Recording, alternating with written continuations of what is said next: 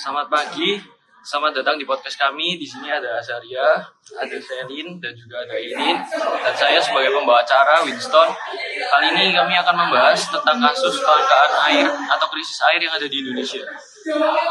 Menurut Badan Pusat Statistik (BPS), sebanyak 3,8 juta penduduk Indonesia masih mengalami kesulitan mendapatkan akses air bersih.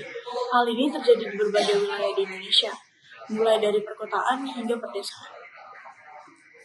Salah satu kasus kelangkaan air bersih yang terjadi di Indonesia adalah di Kabupaten Bogor, Jawa Barat. Sebanyak 23 desa di Kabupaten Bogor mengalami kekeringan.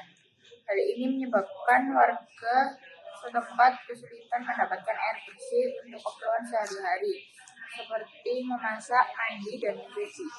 Kasus kelangkaan air bersih juga terjadi di Kabupaten Gunung Kidul, Daerah Istimewa Yogyakarta pada tahun 2022. Sebanyak 13 desa di Kabupaten Gunung Kidul mengalami kekeringan. Hal ini disebabkan oleh kemarau yang berkepanjangan. Selain kekeringan, penyebab kelangkaan air bersih di Indonesia juga disebabkan oleh faktor-faktor seperti pertumbuhan penduduk yang tinggi, perubahan iklim, pembangunan yang tidak memperhatikan konservasi air, kondisi geografis. Selanjutnya, kelangkaan air bersih yang ada di kita ini, yang ada di Indonesia, itu dapat menyebabkan berbagai dampak negatif, baik bagi individu, masyarakat, maupun lingkungan.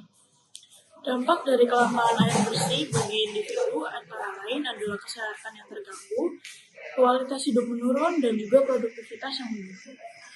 Dampak kelangkaan air bersih bagi masyarakat antara lain sosial, pendidikan, dan lingkungan.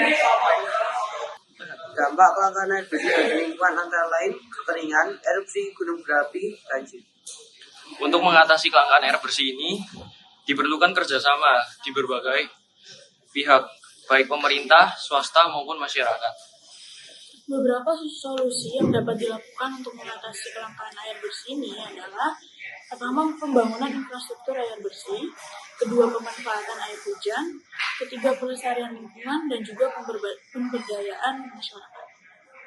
Pemerintah perlu membangun infrastruktur air yang bersih yang memadai, terutama di wilayah-wilayah yang mengalami kelangkaan air bersih.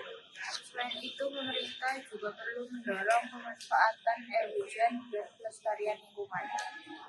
Masyarakat juga dapat berperan dalam mengatasi kelangkaan air bersih dengan menghemat penggunaan air, memanfaatkan air hujan, dan menjaga pelestarian lingkungan. Jadi dari pembahasan kita kali ini, kita mendapat penyebab, dampak, dan solusi. Penyebabnya antara lain yaitu musim kemarau atau kekeringan yang berkepanjangan, akses yang tidak memadai, overpopulasi, penggunaan air berlebihan, dan polusi air. Yang selanjutnya, dampak krisis kesehatan, kondisi lingkungan memburuk, krisis air mengganggu perekonomian, standar kehidupan turun, dan kelaparan adalah dampak yang disebabkan oleh kekeringan. Solusi yang bisa dilakukan untuk mengatasi dampak di atas adalah: pertama, penanaman ulang pohon atau disebut juga reboisasi; kedua, membuat penampungan air hujan; dan ketiga, tidak membuang sampah pada saluran air. Demikianlah pembahasan kita mengenai kasus kelangkaan air yang ada di Indonesia. Semoga informasi ini dapat bermanfaat bagi kita semua. Terima kasih.